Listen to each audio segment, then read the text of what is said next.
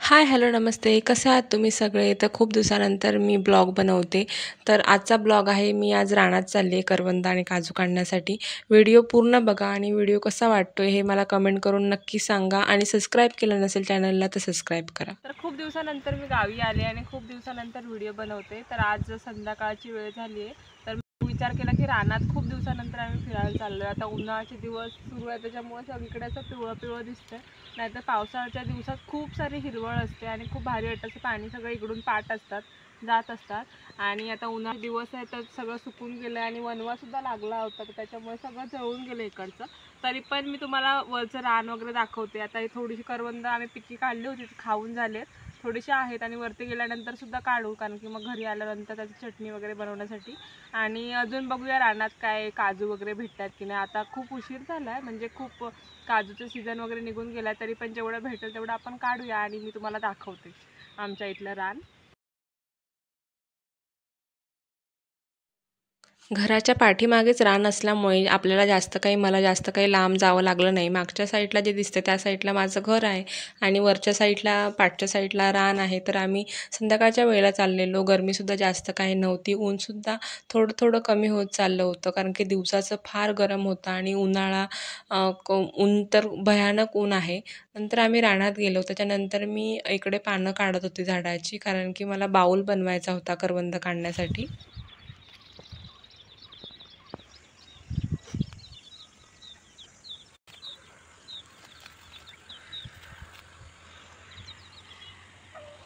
तर अशा प्रकारे रानातल्या झाडाची पानं आणि करवंदाच्या काट्यापासून मी हा एक छोटासा बाऊल बनवला, कारण की करवंदांना फार चीक असतं आणि पिशवीला वगैरे लावली तर ते चिकटून राहतात. मग असे बाऊलमध्ये जर तुम्ही करवंद काढली तर ते व्यवस्थित राहतात. त्याच्यासाठी मी हा बाऊल बनवून घेतला.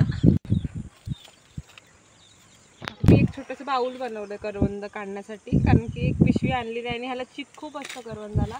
तर मग असं ह्याच्यामध्ये आपण करवंद काढून घेऊया. कच्ची भरपूर करवंद आहेत, पिकायला आत्ताशी सुरुवात झाली, अजून करवंद पिकली नाही.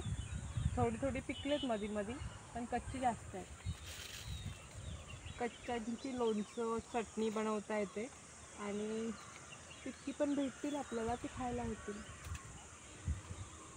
हे बघा, हे असं चिक चिक भरपूर असतं. जरी पिशवी आणली ना तरी ह्या करवंदांना खूप जास्त चिक असतं. त्याच्यामुळं पानांचं हे असं बनवलं ना की त्याला चिक लागून जातं.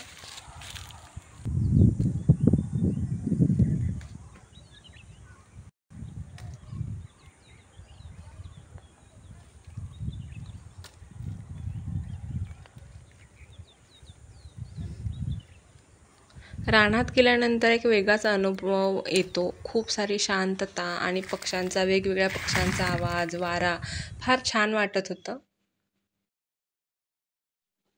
मोबाईलमध्ये तेवढा आवाज सगळा रेकॉर्ड होत नाही, पण जेवढा घेता येईल तितका मी घेतलाय तुम्हाला सगळ्यांना दाखवण्यासाठी.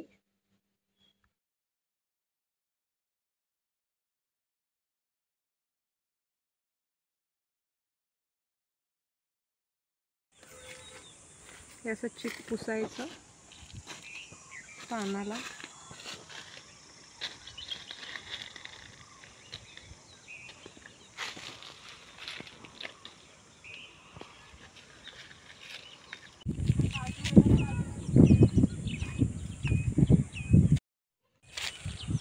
करवंद वगैरे काढून झाल्यानंतर मग आम्ही वरच्या साईडला गेलो. तिकडे खूप सारे काजूची झाडं आहेत आणि काजू अजूनसुद्धा लागलेले होते.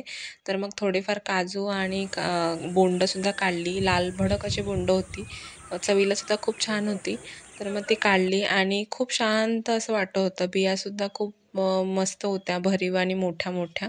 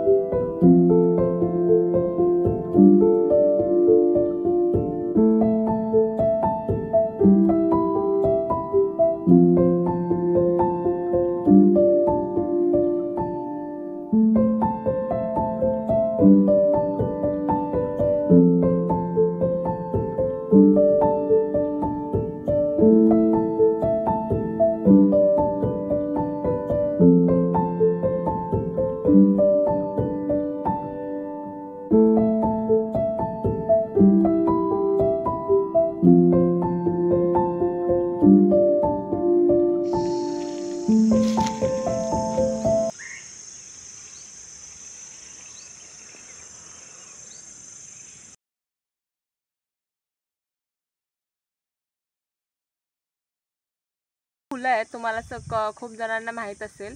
तर ही फुलं सुकवून ह्याची पावडर करून ह्याचा उपयोग स्टोनसाठी होतो. परत ह्या फुलांचा उपयोग खूप साऱ्या गोष्टींसाठी होतो. स्किनसाठी होतो. तुम्ही अंघोळीच्या पाण्यात टाकून गरम पाण्यात टाकून त्याची अंघोळ करू शकता. स्किनसाठी पण हे खूप उपयुक्त आहे पळसाचं झाड. तर मग ही आम्ही जमा करून घरी नेतोय, कारण तुम्ही गुगलला सर्च करू शकता ह्याचा उपयोग आणि ते वापरू शकता. तुम्ही कुठेही कोकणात गेलात रानात वगैरे तर तुम्हाला ही फुलं भेटून जातील आणि ही खूप सारी उपयुक्त अशी असतात, आयुर्वेदिक असतात. खूप संध्याकाळ झाले, आता काळोखसुद्धा पडायला लागले.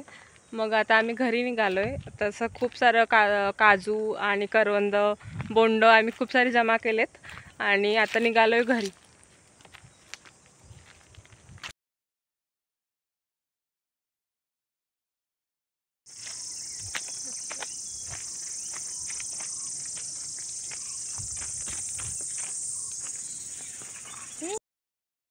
व्हिडिओ कसा वाटला हे कमेंट करून नक्की सांगा. लाईक करा, शेअर करा आणि चॅनलला सबस्क्राईब केलं नसेल तर सबस्क्राईब करा आणि माझे पुढचे येणारे ब्लॉग नेहमी बघा. थँक्यू.